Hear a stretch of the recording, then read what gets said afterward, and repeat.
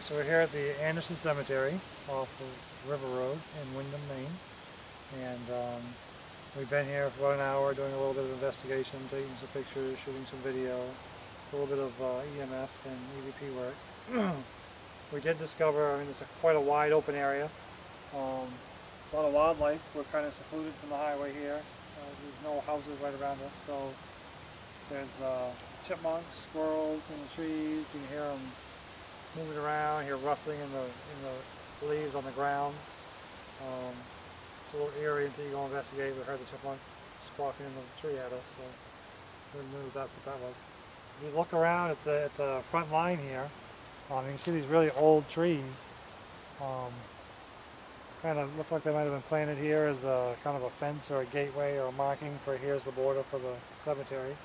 If you look down below, you can see that there are some old iron fence posts or something along those lines, some wooden posts there. A little further down, another wooden one, a granite post. So they used a combination of different types of fencing here to try and mark the border as well as the trees. It's long since eroded and gone away. So we're going to move into the cemetery and show you some of the interesting monuments that we've discovered. The center section of the cemetery here has the largest amount of large monuments as opposed to headstones.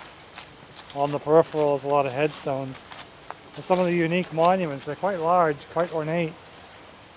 This one here with made of granite with the vase on top. Fairly old monument too, but it looks like it's in excellent shape. Must have been someone with a lot of money. Their family buried right around them. That's one of the things I noticed when I was walking around here is this is a very, very old family-style cemetery. A lot of families buried together. Husbands and wives, kids, their husbands and wives and their kids. Very large plot areas with all the families. As I was walking around the cemetery taking pictures, I discovered this path which leads out into the woods away from the cemetery. It actually goes out into a little clearing that runs quite a ways back that way. Quite bright, quite sunny. A lot of crickets or some kind of bug out there that's making all kinds of noise. As you walk through the clearing, you get to the other side and it's wooded again. And it looks like barbed wire. Someone's put a barbed wire fence up there. So, local farmer probably has cows, goats, and if people come in here at night, you never know what's going to be wandering around on their farm making noises. So we're going to take a walk through and you can see it. Okay, so we've just come through the clearing. You can hear the wind blowing, so it's quite open. When the wind really gets going, it must come howling down through here. So again, you know, some weird environmental noises that could be misconstrued by people as supernatural occurrences or unknown events. It goes out around that bend. More wooded area. The road is just beyond that, but nice open clearing.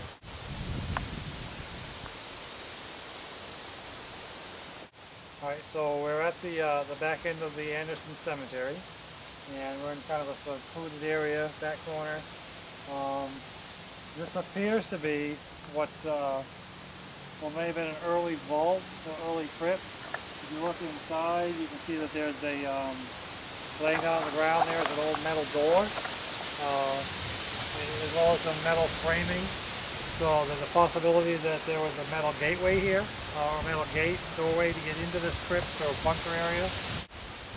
We've done some EVP work in here earlier, which we'll check when we get home. We've also taken some pictures, a video of this earlier, which we'll try to mix into this film.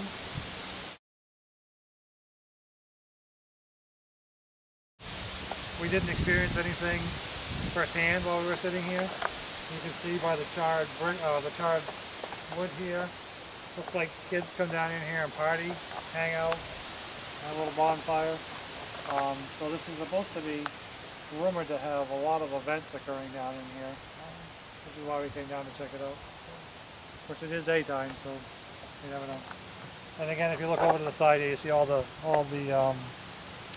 graves from probably the family members of whoever was in this tomb at one point. So, while we haven't experienced anything ourselves personally here in this cemetery, There have been other groups who have come down here to do investigations, specifically in this bunker, and they've done some EVP work, and they have some interesting EVP. We're going to move on to another vault down here, another crypt. So we're coming into the area of one of the largest monuments or tombs, or however you want to term it, in this cemetery. And it's quite large. It's built into the ground. Huge granite face with 3 openings. 2 were used to embed tombstones, and one looks like it was originally the gateway to get in and out, so they could bring the remaining family members in until they were ready to seal the crypt, which they have done. You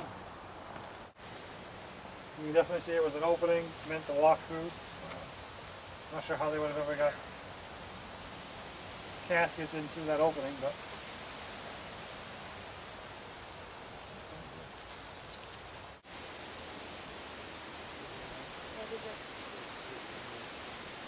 those holes on the top, the animals are under the tomb or something is knocking inside the tomb. Are you knocking inside the tomb?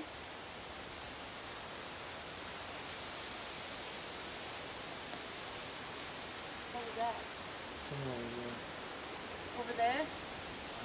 I heard it right here. Did you hear a knock?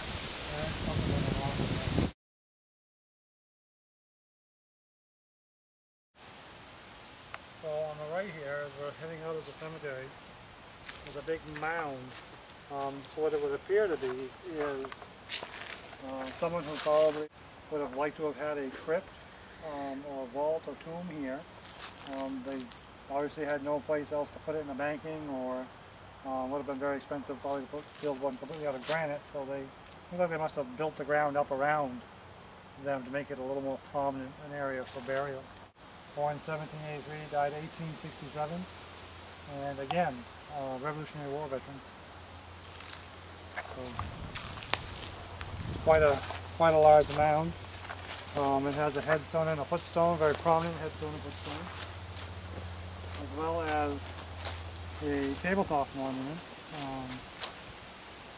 sitting on top of the mound. So he's buried right beneath that area there.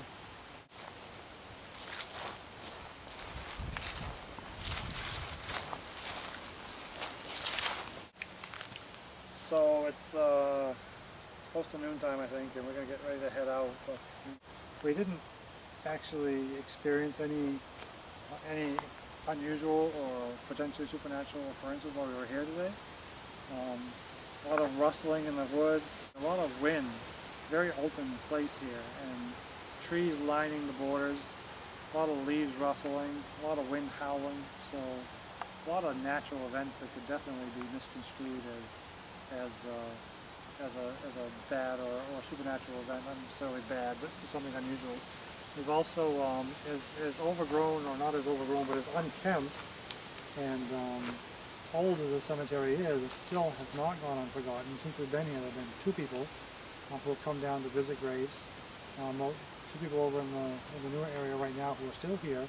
2 people who came in and decided not to stay and have left. So it's still a visited area, and we've been here for an hour with 2 people. That's a pretty highly visited area. So it would be interesting to come back here in the nighttime and see what we can find then.